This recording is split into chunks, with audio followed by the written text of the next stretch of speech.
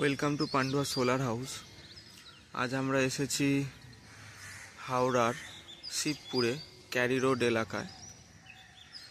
এখানে আমরা বিমলবাবুর বাড়িতে 3.3 kilowatt on-grid solar setup installation করেছি 3 সেটের ওপরে। এনার 3 সেটের ওপরে কাজ হয়েছে। এনার লুম সোলারের 550 ওয়াটের হাফ কাট মোনো 6খানা প্যানেল সোলার দেওয়া হয়েছে, যা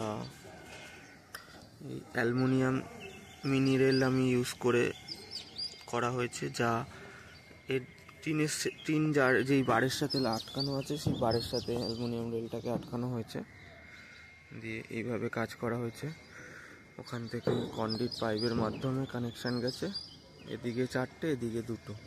যেহেতু ওনার সাউথ ফেসিং নেই ঢালটা, সেহেতু পূর্ব পশ্চিমে লাগানো হয়েছে। আর জেনারেশন আশা করি খুব একটা খারাপ হবে বলে মনে হয় না, কারণ হচ্ছে না টিনের সেটের ঢালটা খুব একটা নেই, সামান্য ঢাল, প্রায় ফ্ল্যাট বলাই চলে। সোলার ফ্ল্যাট রাখলে গরমকালে জেনারেশন খুব একটা কম হয় না। হ্যাঁ, শীতকালে সমস্যা হতে পারে, বাট শীতকালে অ্যাপ্লায়েন্সেসও কম চলে। তো এই সকালবেলায় ওয়েদারেটা খারাপ, আবার যখন ওই রোদ উঠছে, রোদে মোটামুটি 600 ওয়াট 700 ওয়াট মতন জেনারেশন দিয়ে দিচ্ছে।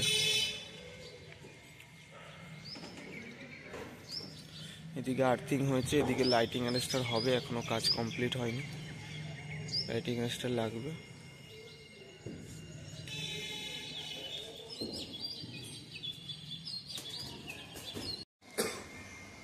এই হচ্ছে আমাদের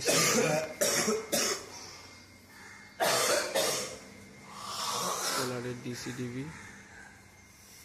ইনভার্টার সিটি লাগানো আছে।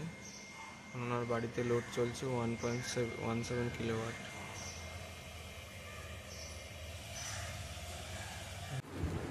আপনারা তো সমস্ত কাজ দেখলেন। আমরা প্রতিনিয়ত বিভিন্ন জায়গায় গিয়ে কাজ করে আসছি, তো ভিডিওগুলো ভালো লাগলে অন্তত সাবস্ক্রাইব করে দিন।